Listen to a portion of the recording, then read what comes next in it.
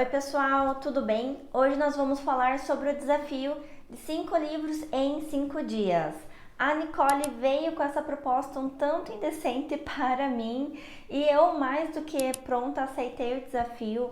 Ela viu esse desafio no canal da Michelle, então vou deixar o link aqui do vídeo que ela fez recentemente no canal dela para vocês acompanharem. Eu poderia ter feito um vlog, mas eu estava numa semana insana no trabalho, então não ia conseguir gravar muitas coisas. E por sinal, eu não sei como que eu consegui dar conta dessa leitura numa das semanas mais caóticas que eu tive no ano até o momento, mas deu certo e é isso que importa. A gente escolheu então 5 livros que fossem curtos de até 100 páginas, então por isso que foi possível. Em um dia ali que eu estou super compenetrada na leitura, eu consigo ler um pouco mais do que isso, mas tirando o texto de apoio, tirando aquelas referências no final, acabava dando ali um pouco menos de 100 páginas e foi por isso que esse desafio foi possível. Então acho que é muito importante sinalizar, porque eu sei que às vezes a gente se espelha em pessoas na internet, do volume de leituras que faz, no volume de livros que acaba concluindo ali de forma muito rápida. Eu sou autista, como vocês já bem sabem, então eu tenho meu hiperfoco em leitura. Então quando as coisas estão muito caóticas à minha volta, eu tendo a hiperfocar então na literatura, em ler livros, e isso acabou calhando, né, o desafio numa semana caótica, então foi fácil, porque é uma forma de eu me reconectar, é uma forma de eu diminuir a minha ansiedade, a minha forma de eu desfocar em coisas que estão me atormentando ali, né, que estão me trazendo ansiedade, e focar num livro, focar naquelas páginas que eu consigo ler, que eu consigo vencer. Feito esses disclaimers, nós lemos os 5 livros, que é Medeia, O Último Dia de um Condenado, A Metamorfose, A Revolução dos Bichos e Macbeth. Todos os livros inéditos para mim, a Nicole já tinha lido eles, então ela contribuiu 99,9% para a construção dessa lista e eu contribuí com meu 0,1% para dizer o sim para ela, para esses livros, mas eu amei as pedidas, né? Então o objetivo desse vídeo é comentar brevemente sobre essas leituras. Eu vou deixar a minutagem do vídeo aqui embaixo, então caso tenha interesse sobre os comentários de apenas um desses livros, você consegue ir ali para o momento do vídeo certinho que eu vou começar a falar sobre ele. Começamos então a leitura por Medeia e quando a Nicole ficou sabendo que eu ainda não tinha lido Medeia, ela fez eu parar tudo o que estava fazendo. Eu vi sobre essa história no canal da Jamile, que ela estava fazendo leitura dos gregos no clube de livro delas, então ela comentou em um dos vídeos que ela lançou. Eu me interessei imensamente, então deu tudo certo. E gente, é insana essa história. Tem uma história pregressa aqui que eu não vou me destinar a explicar ela. Vou deixar aqui na descrição um link para a resenha da Tati Feltrin. Ela fez uma resenha que conta bastante da introdução dessa história. Não é o meu objetivo aqui, então se você quiser se aprofundar na história desse livro, você pode então acessar esse link aqui na descrição. Mas basicamente nós temos Medeia, né? A gente entra nessa história com Medeia sendo traída por Jasão, que é o seu esposo, o seu marido, do qual ela tem 2 filhos, porque ele decide casar com uma outra mulher, sendo que ele estava casado com ela, então fica aquele clima e ela entra numa ira enorme e diz que não vai deixar por baixo isso, não vai fazer de conta que nada aconteceu. E o rei Creonte, que era o pai, né, dessa moça com quem o Jasão ia se casar, resolve expulsar de imediato Medeia e sua prole ali da região. Ela, né, muito sabiamente conseguiu passar uma lábia nele ali, dizendo que ela queria ficar pelo menos um dia para conseguir se organizar para onde ela ia, organizar as coisas dela, fazer a mudança, né? Mas ele aceita, ela consegue ali argumentar, né, por conta dos filhos dela, ele sendo pai, ele se comove, e ela decide então fazer uma vingança contra Jasão. E o que ela faz? Ela convence ali, né, o Jasão de que ela tá em paz agora com o que aconteceu, tá tudo certo, não tem nada de errado. E ela pede para Jasão que ele fique com os filhos dela na corte. E para isso que ele convença a sua nova esposa, né, com quem ele vai se casar, a deixar os filhos, né, esses filhos de outro casamento, ficarem ali com ele. E ela diz, então como meu voto de boa fé aqui com vocês, né, eu vou dar esses presentes para sua esposa. Isso, né, mostra minha boa fé, minha boa vontade de abençoar essa relação e enfim, né. E ele fala, não, acho que pode dar certo, né, vamos lá então. Ela pede então para que os filhos dela levem esses presentes para ela, e quando essa esposa dele vai usar aqueles presentes, ela morre envenenada e começa uma fatalidade ali, uma atrás da outra. Medeia também vai vir a matar seus próprios filhos. E assim, gente, é um banho de sangue essa história, só que quem não morre é Jazão. Então ela se vinga de todas as pessoas em volta de Jazão, mas não dele especificamente, então faz ele sofrer em vida a perca de todas essas pessoas. E tem alguns elementos aqui interessantes de Medeia, porque apesar de alguns momentos ela falar por que eu não morri, por que eu tenho que viver com isso, ela não tem um perfil, uma personalidade suicida. Ela vai pegar tudo isso e transformar numa ira contra o outro. E ela tem um aspecto também aqui de ego, sabe? De fazer as coisas pelas imagens, para ser admirada ou até mesmo invejada por outras mulheres, tanto que tem uma parte da história que ela fala: eu esperava que graças a teu amor, muitas mulheres gregas teriam inveja de uma felicidade que devia dar-me. Então ela queria ser o alvo, né, desses olhares de outras mulheres que iriam invejar tudo aquilo que ela tem. E quando ela vai se vingar também do Jazão, ela deixa isso bem claro, que ela faz por isso porque ela não vai deixar aquele que magoou ela, que feriu o seu ego, sair impune. Tanto que ela diz assim: vou tornar-me alvo de escárnio, deixando meus inimigos impunes? Não, tenho de ousar. A covardia abre-me a alma a pensamentos vacilantes. Então assim, ela mostra realmente que ela não vai deixar barato a situação. Tem algumas reflexões que ela traz também, que ela reflete, né? Por que ela chegou a ter filho se aquilo dali ia acontecer? Ela não mostra um grande apego com essas crianças. Em uma parte ela fala que ela preferia 3 vezes a guerra e carregar um escudo do que perecer somente uma vez no parto.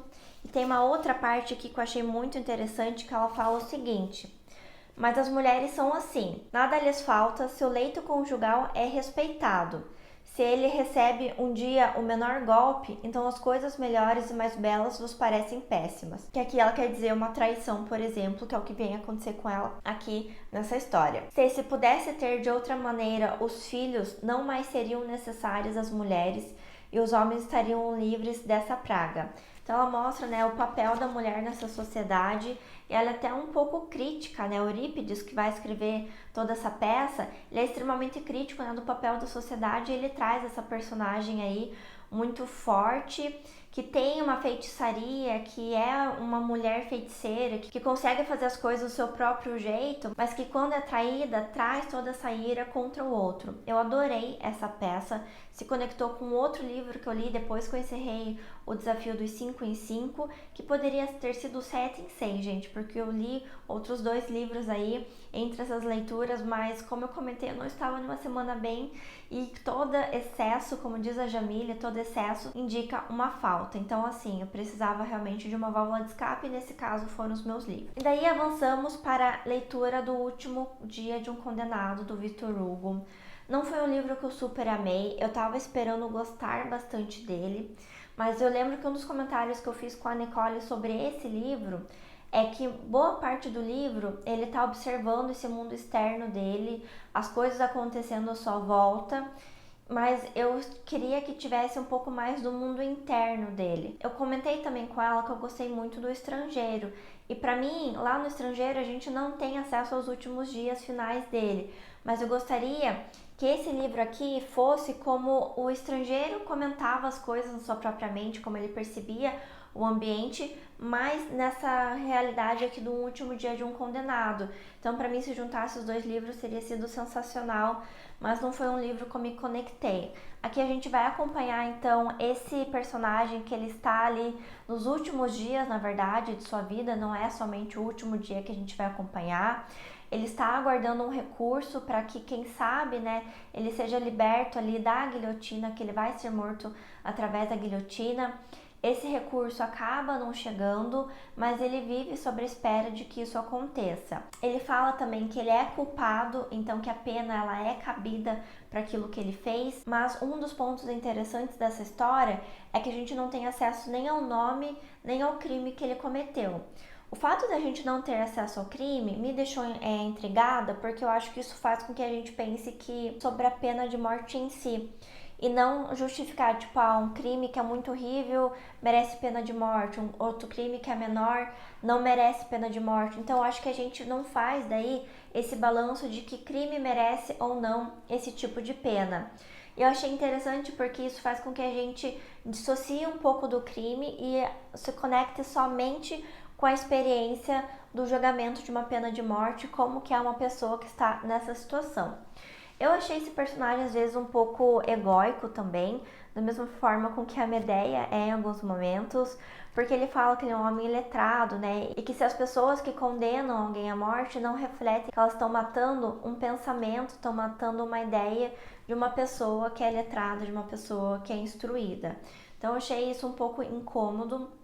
Tem uma das cenas daí que mexeu um pouco comigo, daí que é a cena em que ele encontra a filha dele tem 3 anos no momento, mas ele viu ela quando ela tinha 2 anos, então acho que pelo período que ele ficou preso, e ela não reconhece ele, né? E ele fica ali muito mexido por isso, e ele fala, você não sabe que eu sou seu pai? E ela fala, não, meu pai morreu.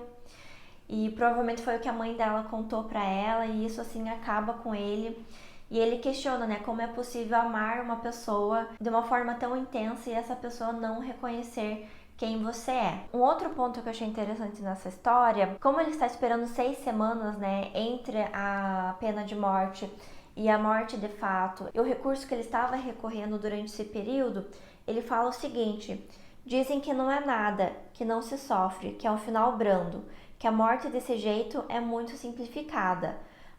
Mas o que é então essa agonia de 6 semanas e esse estertor de todo um dia? Então, essa expectativa de que o recurso chegue, né, ele faz com que essa morte iminente esteja próxima e longe ao mesmo tempo, e que por mais que seja uma morte, entre aspas, indolor, porque é muito rápido, todo o processo que leva até ela é muito doloroso. Quanto ao recurso, ele fala o seguinte: o recurso é uma corda com que nos suspendem acima do abismo e que se ouve estalar a cada instante até romper-se.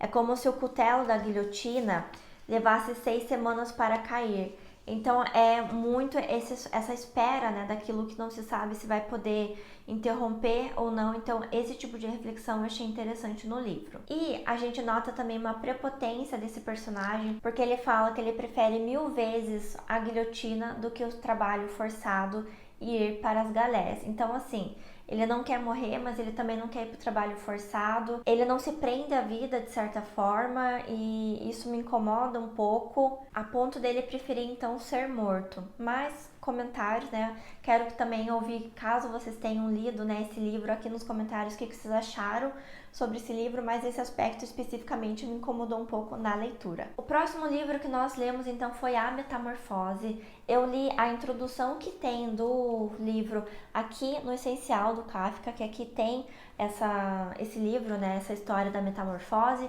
mas eu li ele pelo Kindle na edição da Antofágica, que tem as ilustrações.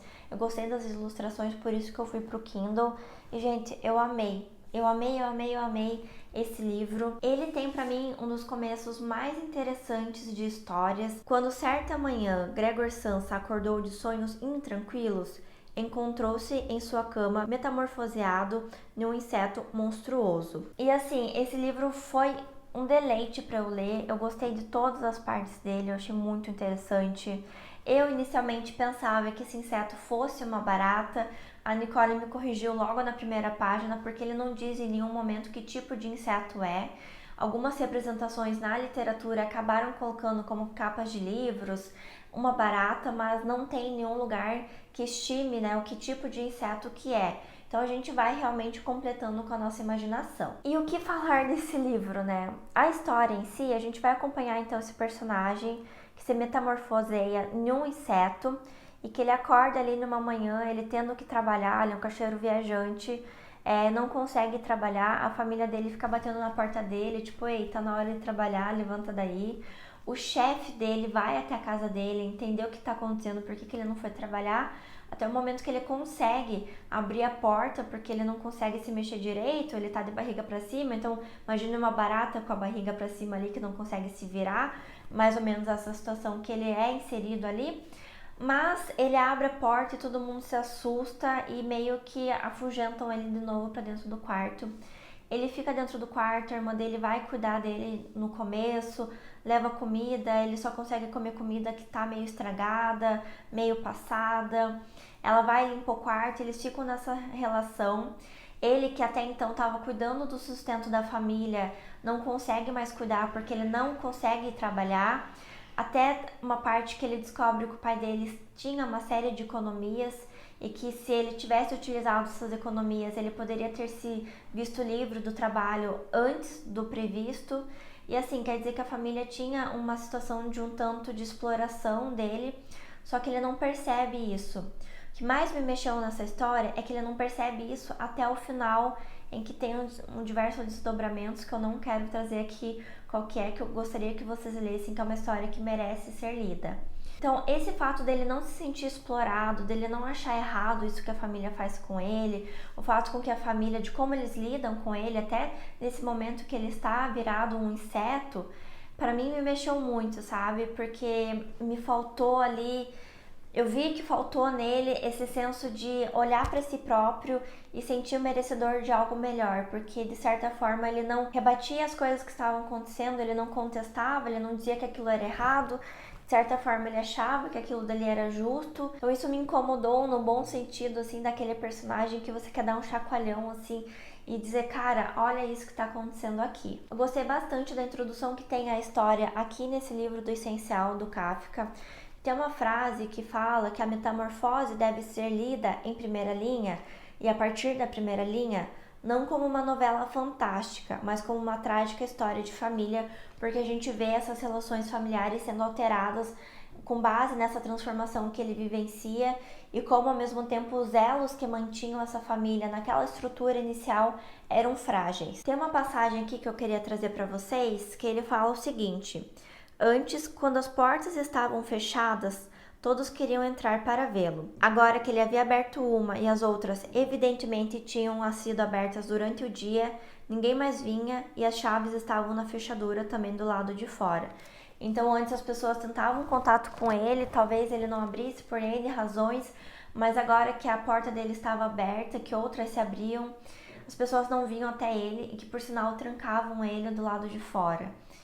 Então, assim, ele fica durante um quarto, aquele quarto ele vai virando um quarto de entulhos e de destroços, eles vão jogando tudo que não tem valor, que eles não querem mais ali. E a solidão vai batendo nele num jeito, assim, inimaginável. É uma história fantástica, é um livro que merece ser lido e relido inúmeras vezes. Avançamos então para a quarta leitura desse desafio, que foi A Revolução dos Bichos, e não, eu ainda não tinha lido A Revolução dos Bichos, mas já dei um jeito de arrumar esse meu gap aí nessas distopias que são tão conhecidas. Esse livro aqui eu conhecia um absoluto nada, eu sabia que se passava numa fazenda e que tinham bichos. Ponto. E a história ela é relativamente simples, né? Tem um porco ali meio ancião que fala, né, que eles deveriam fazer uma revolução e se virar contra os humanos. Ele falece, só que esse espírito da revolução começa a ser instigado nos animais. Depois do momento ali que o patrão, né, o dono da fazenda, ele cai na bebida, ele começa a ser negligente com os animais, deixar de dar comida, deixar passar frio. Então eles se enraivecem e fazem a revolução, expulsando então o dono da fazenda ali da fazenda e eles se tornam donos proprietários desse espaço. Os porcos, que são os mais inteligentes, eles entram na liderança desses animais e ficam à frente ali organizando todo o trabalho. E os porcos é extremamente interessante de ver a mudança de posição e de comportamento que eles vão tendo ao longo da história. No início são dois porcos, né, que vão liderar ali todo esse bando. Acontece que chega no momento que um deles fala que ele tem que construir um moinho, tem que trazer um pouco mais de tecnologia, eles aprenderam a ler, então eles estão aprendendo as coisas de como cuidar corretamente de uma fazenda. E o outro porco fala que não, que eles têm que continuar com as coisas do mesmo jeito, que tem que cuidar para que no inverno eles tenham um alimento suficiente. E até o momento que eles se viram então contra um desses porcos, né, que é o do moinho, que é o Bola de Neve, e escorraçam ele dali e fica somente o Napoleão, que é o outro porco. Acontece que dá 2, 3 semanas, Napoleão fala que eles sim deveriam construir um moinho e o Bola de Neve se torna esse inimigo em comum, que tudo que acontece de errado na fazenda eles falam que foi o Bola de Neve. Então, acabou a comida, sumiu o leite, aconteceu determinada coisa, tudo é culpa do Bola de Neve, que vira ali um bode expiatório de toda a situação. A gente vê então eles criando uma série de mandamentos para organizar essa sociedade que eles construíram ali. E os líderes dessa sociedade, que são os porcos, acabam deturpando esses mandamentos, começam mudando eles, começam fazendo uma lavagem cerebral mesmo nas pessoas, que elas entenderam errado, interpretaram errado, que na verdade é assim. Os mandamentos que estavam pintados na parede começam a ser alterados aos poucos. Isso vai mudando o sentimento dos bichos e eles sentem que eles não podem mais falar o que eles pensam sobre as situações. A gente tem um cavalo que ele literalmente morre trabalhando e ele é enviado daí para uma casa de abate, enquanto eles dizem, né, para todo mundo que ele foi enviado para um veterinário, ele faleceu lá. Então assim, tem uma série daí de intempéries que vão acontecendo, eles matam alguns bichos, os próprios bichos matam alguns bichos, e eram dos mandamentos deles não matar uns aos outros. E assim, gente, vai acontecendo uma série de coisas até o momento que esses porcos começam a se humanizar, andar em 2 patas, falar, vestir roupas, enfim. Vale muito a leitura, é um livro extremamente curto. Ele tem sim uma reflexão filosófica, política, mas para mim me mostrou, na verdade, né, qual a reflexão que eu tirei desse livro, que ele mostra como qualquer tipo de conglomerado, junção de pessoas se organiza e como podem acontecer as relações. Me remeteu muito ao ambiente de trabalho, como as coisas são organizadas, as decisões são tomadas, como as pessoas são tratadas. Eu acho que isso representa então diversos tipos de organização de pessoas. E o último livro, e que eu ganhei de presente da Nicole pra gente concluir esse nosso desafio, foi o Macbeth, do Shakespeare. Gente, eu não sabia, mas eu me tornei a pessoa que lê Shakespeare. Essa aqui é a minha segunda peça. Eu gostei muito da história, achei sensacional. Eu acho que eu preferi ainda o Hamlet, mas estou também devendo essa resenha do Hamlet para vocês. Vou pagar essa minha dívida, só não sei quando, espero que em breve, mas vamos ver as cenas dos próximos capítulos. Esse livro aqui é extremamente interessante. A gente tem a história então do Macbeth, que ele é um general ali de um exército do rei Duncan.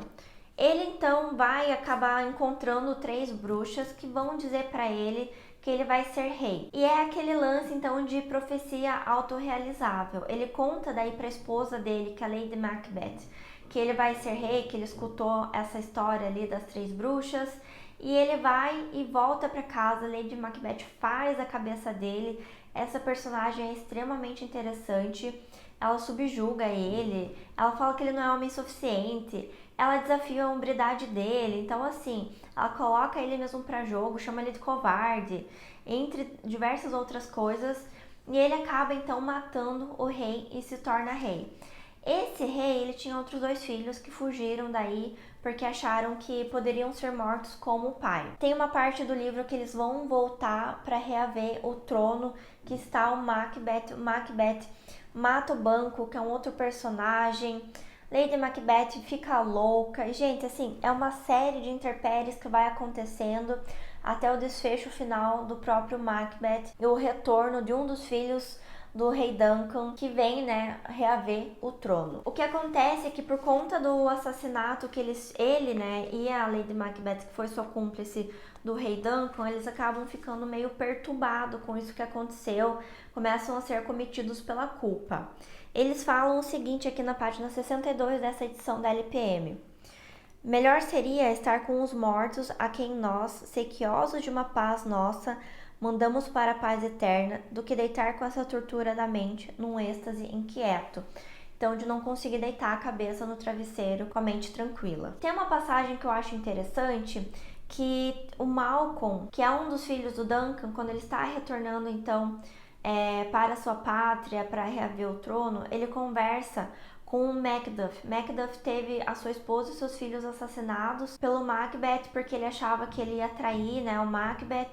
Ele acaba traindo mesmo, mas isso é um detalhe. E o Malcolm diz, né, para ele enfrentar isso, né, a morte dos filhos, a morte da esposa, enfrente isso como um homem. E o Macduff responde, isso eu farei, mas também devo sentir isso como o homem que sou. E é muito interessante essa diferença dos personagens entre o Macbeth e o Macduff, porque o Macbeth, se escutasse isso da esposa dele, ele ia tentar provar para ela o quão homem, o quão corajoso, o quão forte ele seria. O Macduff já não, ele reconhece que ele tem sim uma fragilidade humana, uma fragilidade mesmo que ele seja um homem, e que ele pode sofrer as coisas, mesmo que seja visto como uma fragilidade, como algo talvez que ele não deveria, visto que o próprio Malcolm fala enfrente isso como um homem, e a gente sabe que o homem não chora, né?